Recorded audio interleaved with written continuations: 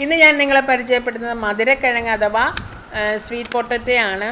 നമ്മുടെ നാട്ടിൽ വളരെ സുലഭമായിട്ട് കിട്ടുന്ന ഒരു കിഴങ്ങാണല്ലോ ഈ മധുരക്കിഴങ്ങ്.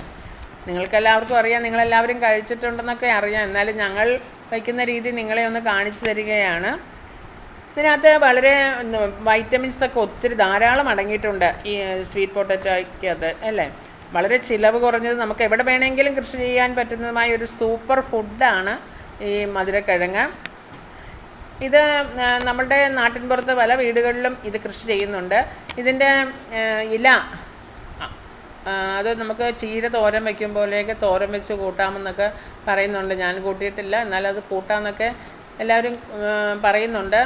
അതിനകത്ത് അതുപോലെ തന്നെ ഒത്തിരി വൈറ്റമിൻസൊക്കെ അടങ്ങിയിട്ടുണ്ട്.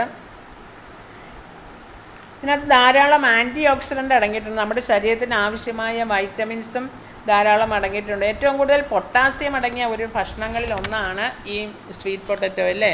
അപ്പോൾ അതിൽ ആഴ്ചയിൽ ഒരു 1-2 ദിവസം നമ്മളുടെ ഒരു നേരത്തെ ഫുഡായിട്ട് ഈ സ്വീറ്റ് പൊട്ടറ്റോ കഴിക്കുന്നത് വളരെ നല്ലതാണ്. ഇതിനകത്ത് ധാരാളം വൈറ്റമിൻ എ അടങ്ങിയിട്ടുണ്ട്. അതിനാൽ തന്നെ കണ്ണുകൾക്ക് വളരെ നല്ലതാണ്.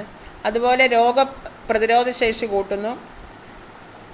അതുപോലെ തന്നെ പ്രമേഹ രോഗമുള്ളവർക്കൊക്കെ ഇത് കഴിക്കുന്നതിന് യാതൊരു കുഴപ്പവുമില്ല. ഇതിനകത്ത് ധാരാളം ഫൈബർ കണ്ടൻ്റ് ഉണ്ട്. അതുകൊണ്ട് തന്നെ പ്രമേഹ രോഗികൾക്കും വളരെ നല്ലതാണ്.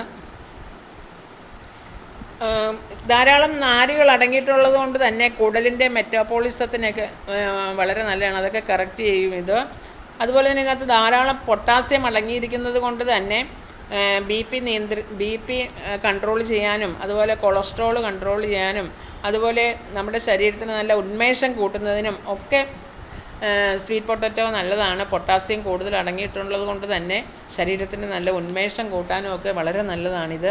ഇത് ചിലവരൊക്കെ കപ്പ പുഴുങ്ങും പോലെ വെള്ളത്തിലിട്ട് പുഴുങ്ങി കഴിക്കാറുണ്ട്. പക്ഷേ അങ്ങനെ കഴിക്കരുത്. അങ്ങനെ കഴിച്ചാൽ ഇതിൻ്റെ വൈറ്റമിൻസൊക്കെ നശിച്ചു പോകും.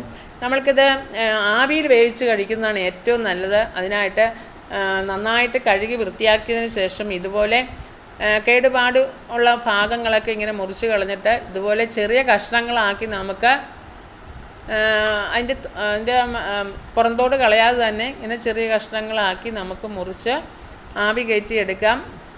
അതായിരിക്കും ഏറ്റവും നല്ല ഒരു മെത്തേഡ്. നമുക്ക് കഴിക്കാനുള്ള ഏറ്റവും നല്ല മെത്തേഡ് അതാണ്.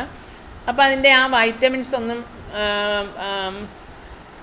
നശിച്ചു പോവാതെ നമുക്കത് കഴിക്കുവാനായിട്ട് സാധിക്കും. അതൊക്കെ നമ്മുടെ ശരീരത്തിലേക്ക് ഈ വൈറ്റമിൻസൊക്കെ കിട്ടും. ഇപ്പോൾ ഞാനിതെല്ലാം നുറുക്കി എടുത്തിട്ടുണ്ട്. ഇനി നമുക്ക് നന്നായിട്ട് വൃത്തിയാക്കിയതിന് ശേഷമാണല്ലോ നമ്മളിതുപോലെ നുറുക്കിയെടുത്തതിന് ശേഷം നമ്മൾ കഴുകരുത്. ഇതുപോലെ ഞാനൊരു ഇഡ്ഡലി ചെമ്പാണ് എടുത്തിരിക്കുന്നത്. അതിൻ്റെ അടിയിൽ വെള്ളം വെച്ചിട്ട് ഇതുപോലെ ആ തട്ടിലേക്ക് ഈ സ്വീറ്റ് പൊട്ടറ്റോ എല്ലാം ഇങ്ങനെ പെറുക്കി ഇട്ട് കൊടുത്തു. എന്നിട്ടത് അടച്ച് നമ്മൾക്കൊരു 15 മിനിറ്റ് മീഡിയം ഫ്ലെയിമിൽ വെച്ച് നമുക്കൊന്ന് വേവിച്ചെടുക്കാം. ഇപ്പോൾ ഒരു 15 മിനിറ്റ് കഴിഞ്ഞിട്ടുണ്ട്. അപ്പോൾ ഞാനത് തുറന്ന് നോക്കിയപ്പോൾ കണ്ടോ, നമ്മുടെ മധുരക്കിഴങ്ങെല്ലാം നന്നായിട്ട് വെന്തിട്ടുണ്ട്. കണ്ടോ, ഇനി നമുക്കൊന്ന് കുത്തി നോക്കാം അത് വെന്തിട്ടുണ്ടോ എന്ന്. അതിൻ്റെ ഉൾഭാഗം നമുക്ക് കണ്ടോ, ഇപ്പോൾ നന്നായിട്ട് വെന്ത്. ഇതിൽ ചെറിയ ചെറിയ കഷ്ണങ്ങളാക്കി ഇങ്ങനെ മുറിച്ചിട്ടുന്നത് കൊണ്ട് തന്നെ അതിൻ്റെ ഉൾഭാഗമൊക്കെ പെട്ടെന്ന് നമുക്ക് വെന്ത് കിട്ടും. ഇനി നമ്മൾക്കത് ഇത് ആറിയതിന് ശേഷം നമ്മൾക്കൊരു അതിൻ്റെ ആ പുറന്തോട് നമുക്ക് മാറ്റിയിട്ട് നമുക്കത് കഴിക്കാൻ ഉപയോഗിക്കാം. അങ്ങനെ നമ്മൾ ആഴ്ചയിൽ ഒരു 2-3 ദിവസം ഇത് ഒരു നേരത്തെ ഫുഡായിട്ട് നമ്മൾ കഴിക്കുകയാണെങ്കിൽ നമ്മുടെ ശരീരത്തിന് വളരെ നല്ലതാണ്. എവിടെ കിട്ടിയാലും മധുരക്കിഴങ്ങ് അഥവാ സ്വീറ്റ് പൊട്ടറ്റോ അഥവാ ചീനിക്കപ്പ, അങ്ങനെയുള്ളൊരു പേരും കൂടി ഉണ്ട്. ഇത് കളയരുത്. ഇത് നമ്മൾ കഴിക്കണം. നമ്മുടെ ശരീരത്തിന്, നമ്മുടെ കുട്ടികൾക്കും ഒക്കെ ഒത്തിരി നല്ലതാണ് ഇതിന് പ്രത്യേകിച്ച് കറിയൊന്നും വേണ്ട ഇതിനെ കഴിക്കാനായിട്ട്.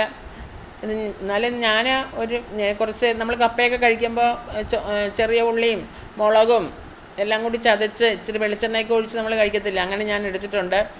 എന്നിട്ട് നമുക്ക് അതിൻ്റെ പുറന്തോട് കളഞ്ഞിട്ട് ഇങ്ങനെ അതിൽ മുക്കിയിട്ട് വേണമെങ്കിൽ കഴിക്കാം. അപ്പോൾ ആ മധുരവും ആ എരിവും ഒക്കെ കൂടി ആകുമ്പോൾ നല്ല ടേസ്റ്റാണ്. കുട്ടികൾക്കൊക്കെ ആണെങ്കിൽ ഇത് ആ പുറന്തോട് കളഞ്ഞ് അങ്ങ് കഷ്ണിച്ച് കൊടുത്താലും മതി, അവർക്ക് ഇഷ്ടപ്പെടും. എന്താണെന്ന് വെച്ചാൽ ഒത്തിരി മധുരമില്ലെങ്കിലും ഒരു പാകത്തിന് മധുരമൊക്കെ ഉണ്ടല്ലോ. മുതിർന്നവർക്കൊക്കെ ആണെങ്കിൽ ഇങ്ങനെ കഴിക്കുമ്പോൾ നല്ല ടേസ്റ്റ് ആയിരിക്കും, ആ എരിവും.